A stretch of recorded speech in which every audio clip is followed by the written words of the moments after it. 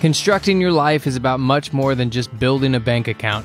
Each week, join real estate entrepreneur and mindset coach Austin Linney as he interviews guests who are constructing their dream lives and impacting the world around them on a daily basis. If you're an entrepreneur or wanting to start a business, or you just want to hear motivating stories of how others have overcome the odds, you are in the right place. And now for your host, Austin Linney.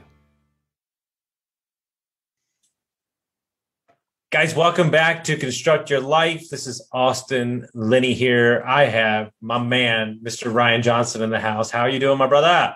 I'm doing great, man. It's an honor to be here. Thanks for inviting me.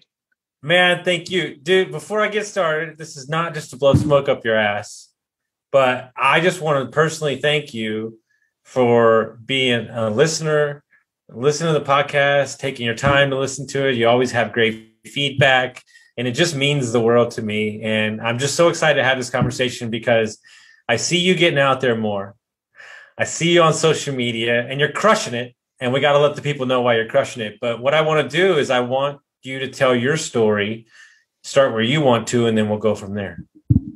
Awesome. Yeah, I would love to. Before I get into my story, I want to give your listeners a warning.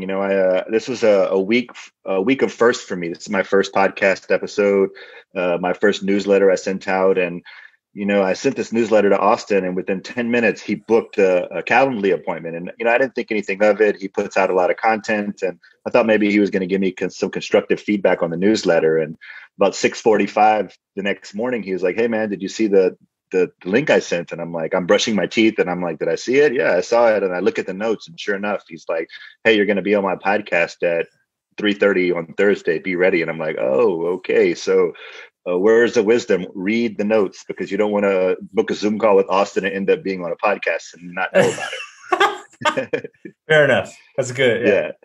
So my story, as far as investing goes in this life, I'm originally from Louisiana. I'm a Cajun boy, and like a lot of Cajun people, we're taking over Houston slowly. When I moved here 18 years ago, you couldn't really find crawfish in Houston, and now it's on every block. So slowly our culture is mixing with the Texans very well. Career-wise, I do anesthesia for a living. I'm a nurse anesthetist. I put people to sleep in the operating room, and I followed the what everyone else did. Right, you go to school, work hard, get a job. Moved to Houston as a nurse, and thought where best to continue my medical career, but the top medical center in the world.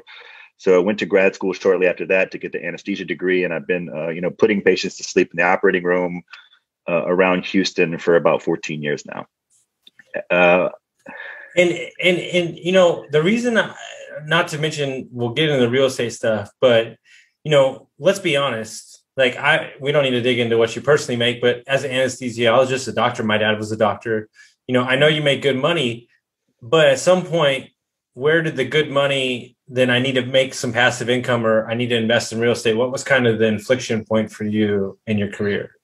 Yeah, about 7 years ago, I could tell something was somewhat missing professionally. I was, volunteering more time for money, trying to do projects at work, trying to just find some sense of growth at my job. And I realized that maybe it wasn't there. But about 5 years ago, I had a pivotal case that I did, and it was a pivotal, inflection point in my life. And I was looking at this case before I was doing this patient, and on paper she looked bad, but where we work, it's expected that we take care of very sick patients all the time. It's just, you're not going to work there unless you can do that.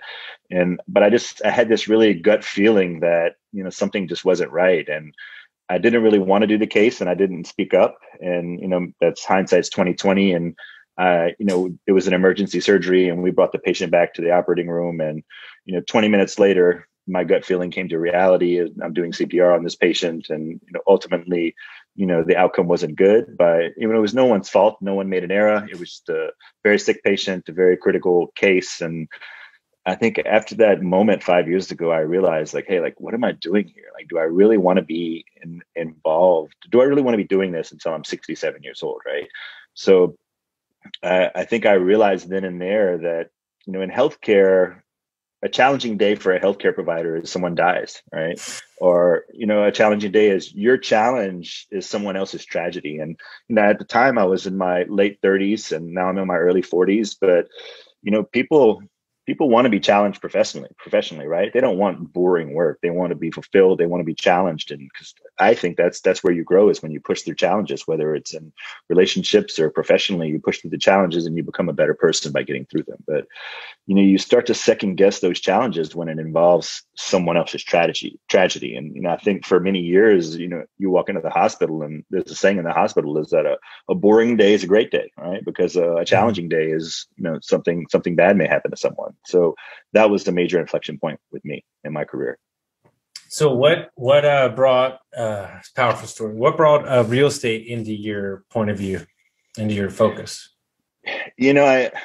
Everyone always has this shoulda, coulda, woulda. I should have bought this, or I should have not have sold this. And before I had even read Rich Dad, Poor Dad, or even knew really anything about real estate, I saw that land was appreciating in Houston, right? I thought, if I would have bought 5 lots in my neighborhood and held those lots on for 5 years and not done anything with the lots and just flipped the lots, I would have made $500,000 easy.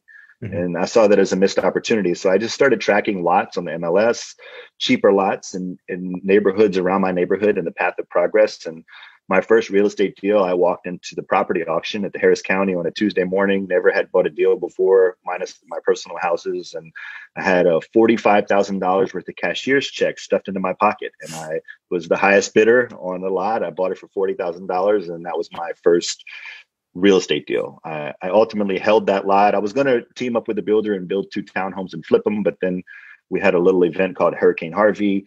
And that, the building went crazy after that, and all the contractors were booked up. So ultimately I held that lot for about 18 months and I sold it for double my money in 18 months. And that was like a light bulb. I'm like, oh, wow, I'm onto something here. Well, I guess what's interesting, right, is not a lot of people think to go in the lot.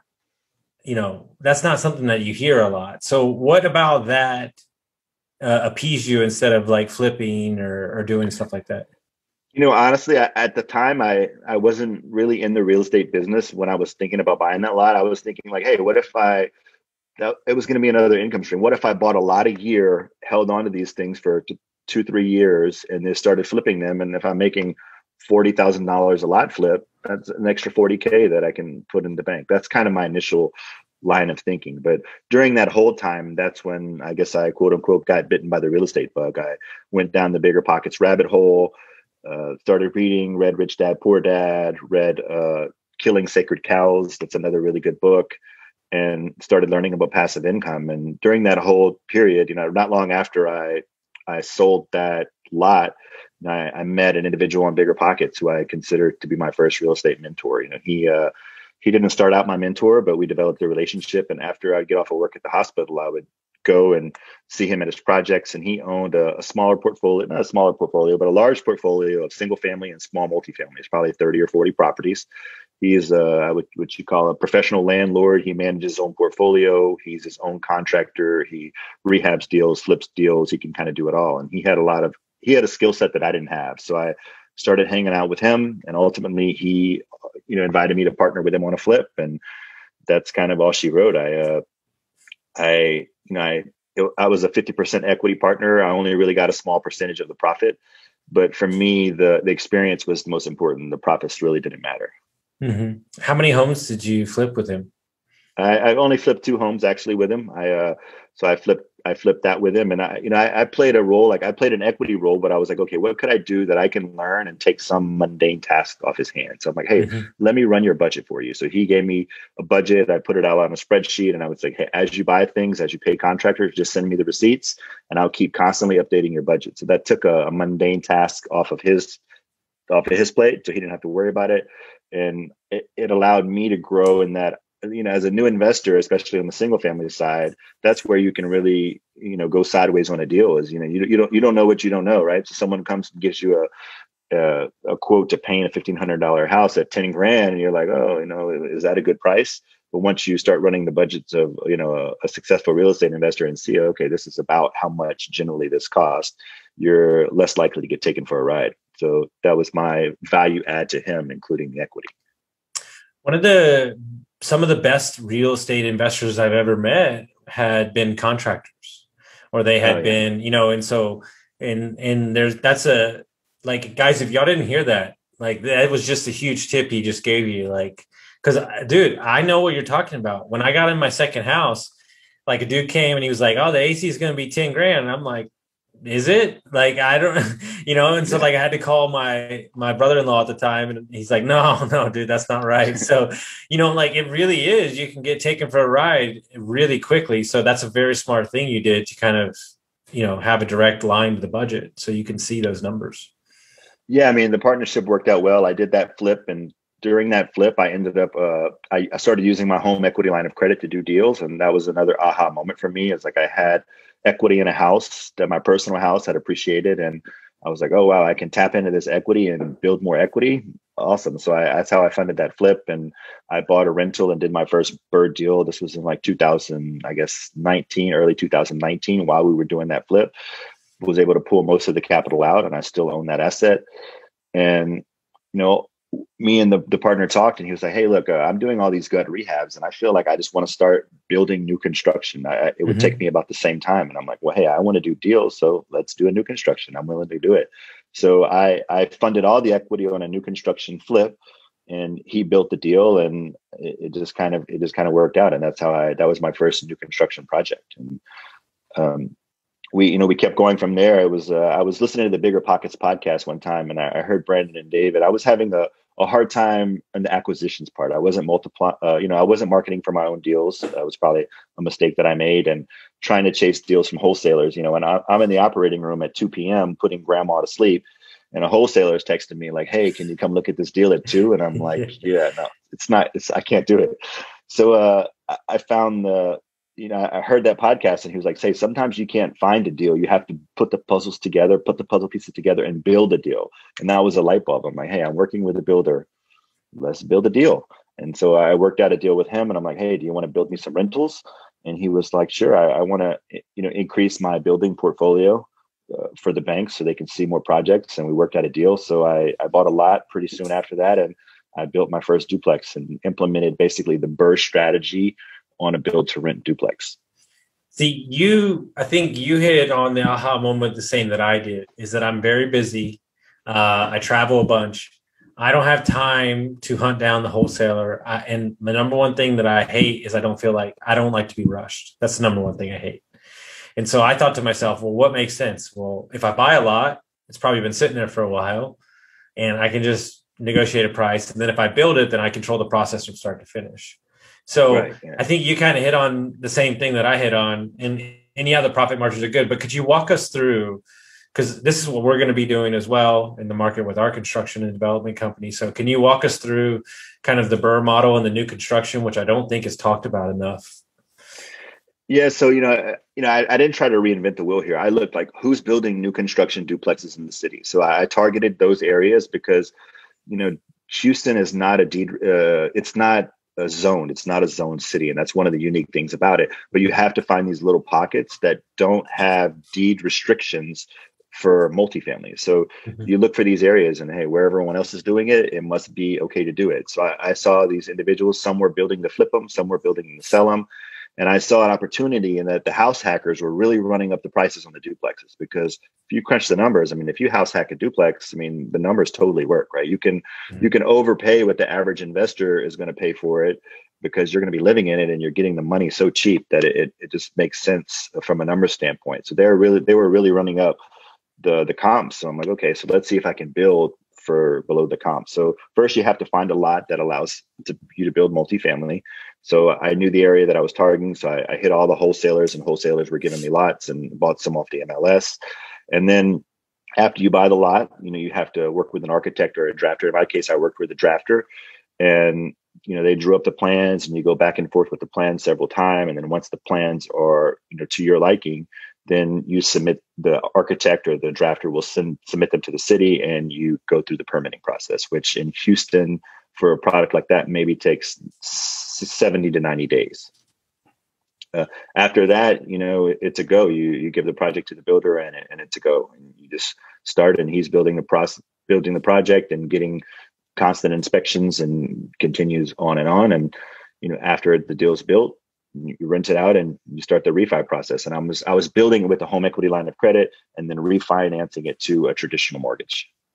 So what, the market's hot right now. I know they would sell quickly. What's the thought process behind wanting to hold them instead? Ultimately, my plan initially was, hey, I'm going to see if I can build 10 of these in 3 years, right? Mm-hmm. That was the initial goal. So I've built two so far, and I have two more potentially on the way. I just wanted cash flow, honestly. I wanted cash flow. I wanted to build passive income streams. They were going to be, I wanted to break into a larger multifamily, but Mm-hmm. I'm like, maybe if I have 10 duplexes and, I hold them for 5 years, I dump all the cash flow into different, larger deals, and then I liquidate them all, say year 5, and then I can roll into, larger properties with much more money to invest. So that was my initial goal. What's a typical side of the duplex cash flowing in the new construction space? For these, some of these cash flow like between $600 and $800 a month. Yeah, that's amazing. I mean, that's crazy. So that's amazing. So they're 2-bedroom, 2-bathroom, and like the most recent one I finished is renting for $1,300 a unit, so $2,600 for the total building. Wonderful. And if I'm not mistaken, because I saw a picture the other day, are you invested in a large syndication as well too?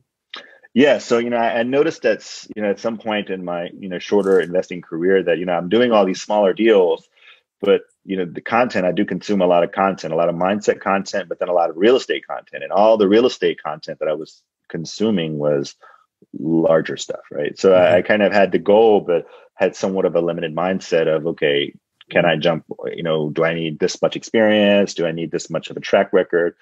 So, I set out and I was going to invest in a passive deal. So I invested in a passive deal at the end of 2020. I think it closed at the beginning of 21. It's been a great deal. It's a 228 unit passive deal in Houston. The operators have been great. Cash flow distribution started, I think maybe 2 months after closing. And I mean, it's been, with the way the market is in Houston, I mean, this thing is a smoking deal. I'm really liking it. That kind of sent me down into the multifamily space even more. I joined the Jake and Gino mentorship in February, and I've been kind of neck deep within that network, and it's been a really positive experience so far for me.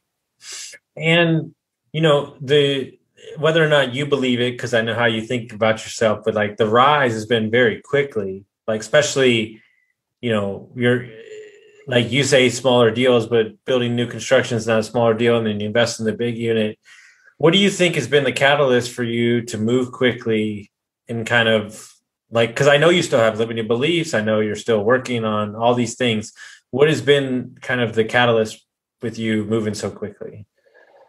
I think, ultimately my goal was to create enough passive income to eventually step away from my job. And that is still one of my whys. I don't know if that's the why, but it's definitely one of my whys. But, I see a lot of burnout in healthcare. We just got through a global pandemic, but even before the global pandemic, we have our own little pandemic within the healthcare workforce. Is that, people are just, a lot of times healthcare, we use analogies to like a war zone, right? It's like, things maybe there's a dumpster fire in OR1, this person's trying to die in OR3. It's like a war zone here today. And, your comrades are not dying, but, some other patients are very, very sick. And chronic exposure to that just in general has, and with this pandemic just in general has burnt out the healthcare provider workforce. It doesn't matter really how much money you make. And, I kind of consider it my duty now is like, hey, I'm learning this stuff. I need to teach it.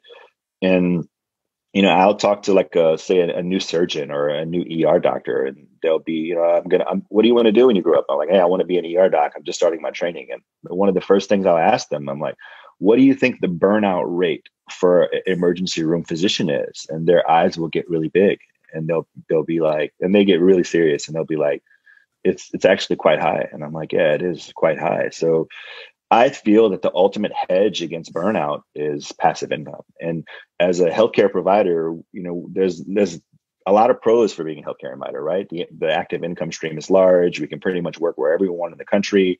We're in very high demand, but you do have to pay a price for that type of job. And I don't know if you know about disability insurance policies, but I as a healthcare provider, it's very common for instance, a surgeon, right? He'll insure his hands or maybe insure his eyes. And you get these very high priced disability insurance policies that if for some reason you have some tragic accident or, disability that you can't operate on someone anymore, you'll get paid out, right? You'll get paid.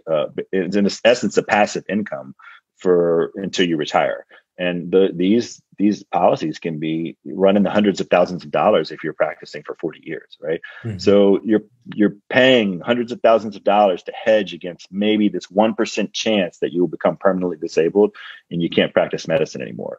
But no one is really hedging against you getting burnt out of your healthcare job and wanting to walk away. So, and that's much more likely to happen. So I kind of feel it's my duty and my calling to just teach, like, hey, I see myself in you, and the burnout could come when you hit your 40s. So what are you doing to prepare so when it does come, you have more options?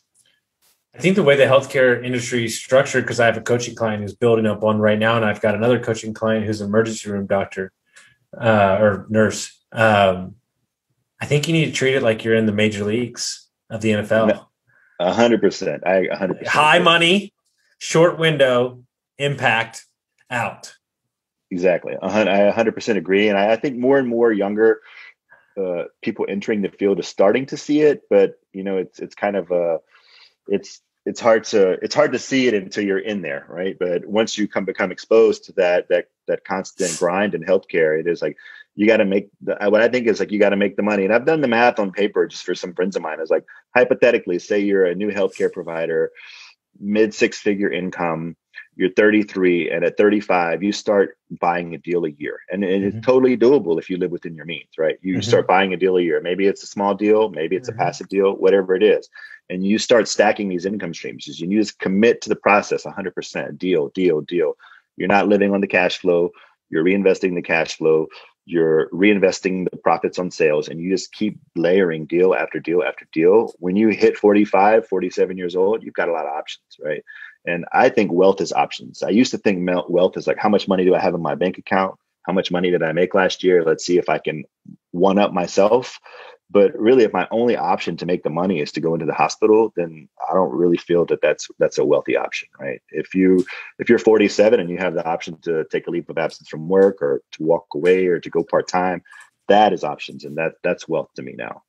What I hope that everybody hears from my content or my message or your message or anybody that comes on this podcast, and I know you do, and that's why I bring it up, is that I can't tell you how many times a week that I hear from a 45 to 50-year-old man who would give everything in his life to have his freedom back, or have bought multifamily sooner, or have vested it passively, or have done a number of the things so he could spend the time with his family or spend the time with his kids. And that's why this content's out there, because I want to shake every 18 and 19 and 20-year-old and say, if you focus and you put some money away and you invest in some deals when money when you're sleeping, that you can get to where you need to go really quickly. And you can be retired at 32 per se, retired at 35. Like I see it every day. No, yeah, it's definitely doable for sure. Yeah.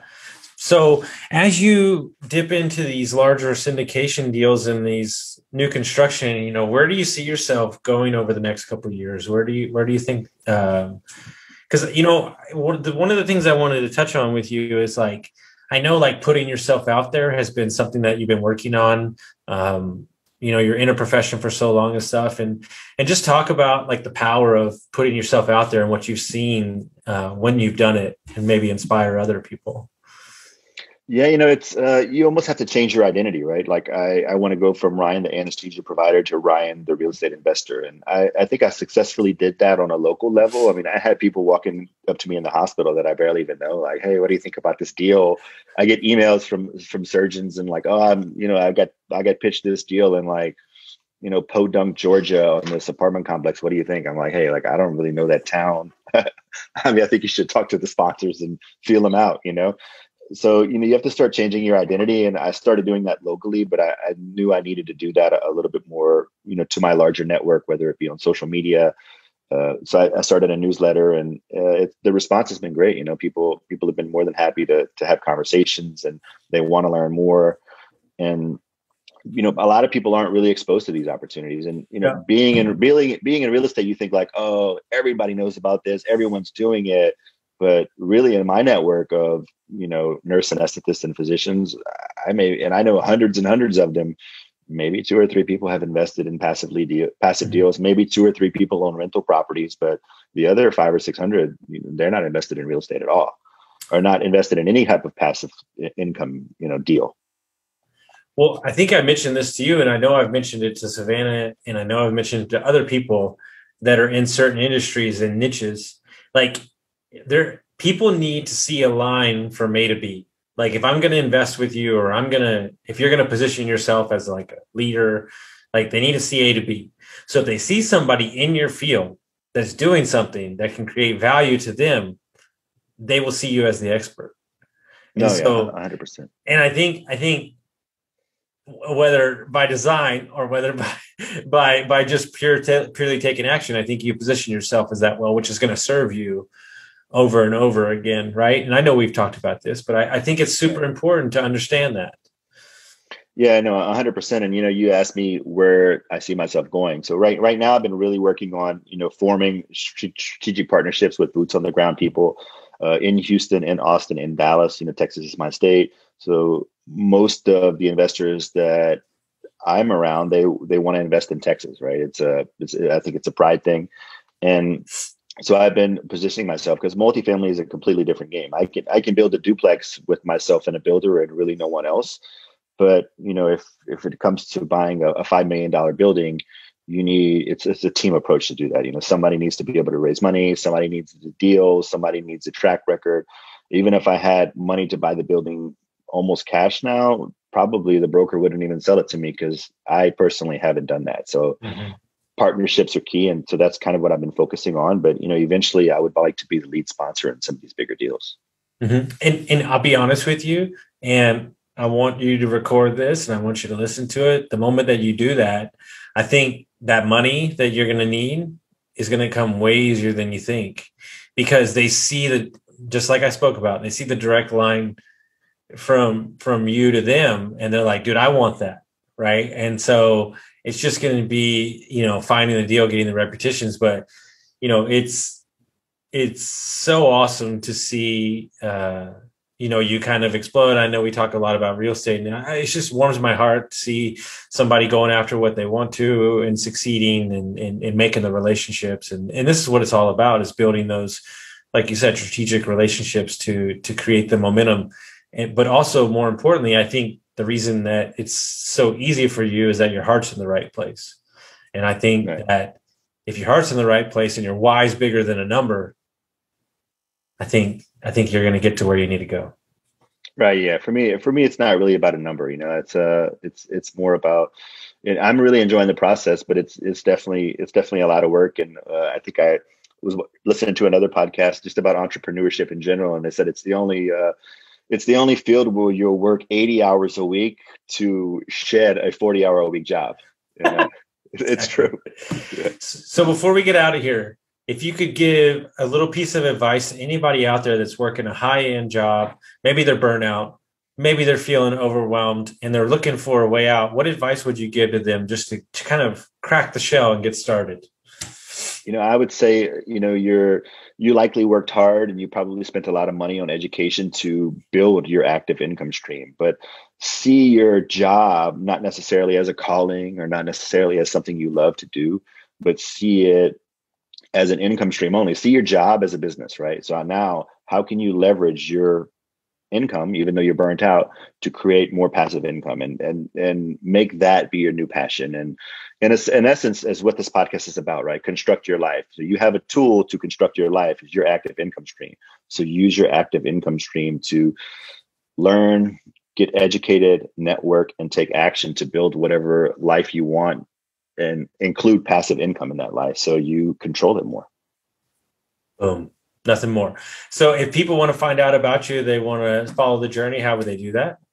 Yeah, so I do have a website under construction, but it's not up yet. But you can feel free to text me anytime. My phone number is 713-292-3320. And my email is Ryan@streamstackinvest.com. Love it. Guys, if you got some value from this episode, make sure you send it out to your friends. Rate us and review us, and we'll see you next time. Thanks, Austin. Thank you for having me. You got it.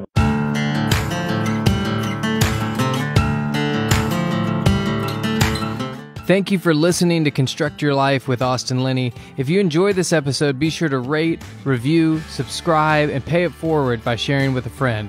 Most importantly, take this opportunity to start constructing your life by taking immediate action on what you learned. For show notes, resources, and more information on one-on-one coaching with Austin, visit constructyourlifepodcast.com.